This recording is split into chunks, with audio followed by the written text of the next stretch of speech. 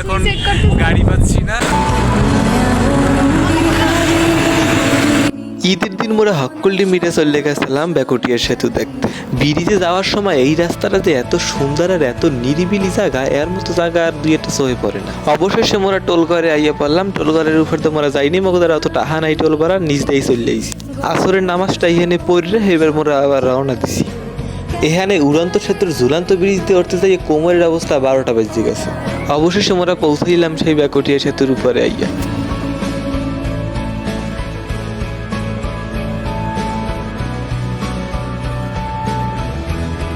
প্রকৃতি সব মায়া ঠেকানো আল্লাহ এখানে ডাইলে দিয়েছে, কত সুন্দর দেখাইতে আছে।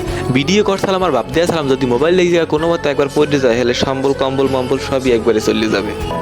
মুঠো ভরা মিথ্যে ফোন, ফিরে আসা ডাক পিয়ন, মিছি মিছি মন কেমন ছিলে না যখন ভালো।